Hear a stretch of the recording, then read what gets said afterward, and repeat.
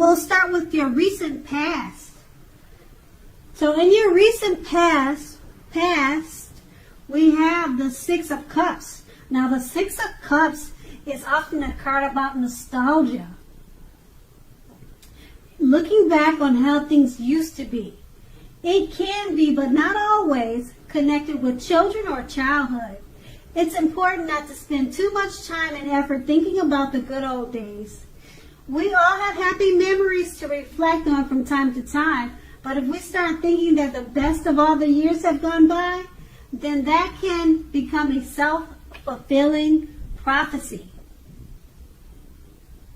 And this card is paired with the Five of Pentacles. Now, the Five of Pentacles can point to a time when life is feeling less than secure.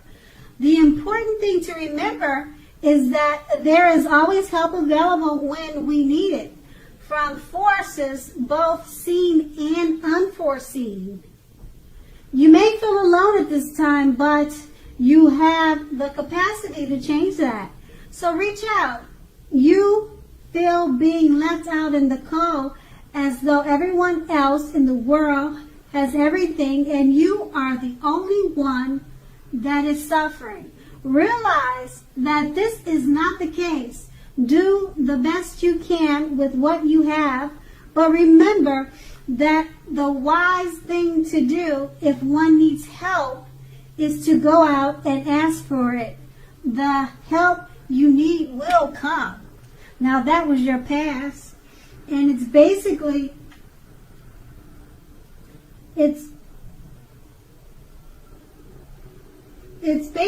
saying that remember not to spend too much time thinking about the good old days, and if you start to feel alone or left out in the cold, realize you're not alone and that most people feel that way from time to time.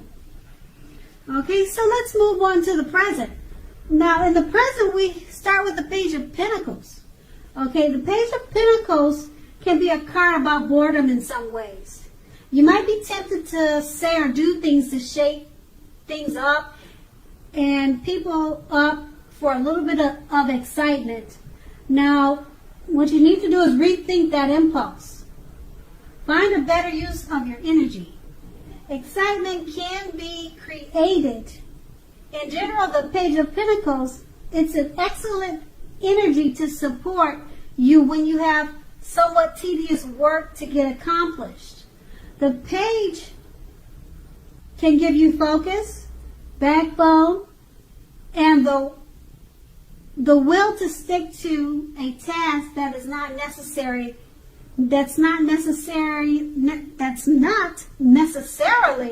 glamorous or fun. And we have that card paired with the Temperance.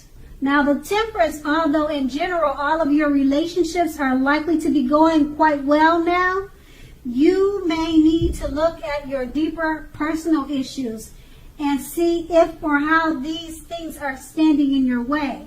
And if they are, how to work through them and integrate them. The ideal now is to do what it takes to find balance in yourself, in your relationships, and with your goals and aspirations. And that's in your present. And it's basically saying, out of boredom, you may be looking to instigate, shake up things for excitement, but it's best to do what it takes to find balance in yourself and relationships. So we're going to move on to the challenge. Okay, and the challenge starts with the Nine of Swords. With the Nine of Swords, you will need to guard against feelings of anxiety. If you're feeling anxious, take a good look at whether or not any of that is under your own power or control. And thus you could lessen it, or other things or people in your life are contributing to this anxiety. If it is the latter, take a good look at that and see whether or not something in the relationship can be changed to make it more workable for you. There's something about this time period that can cause people to feel like their life should be in some way more or bigger than it is.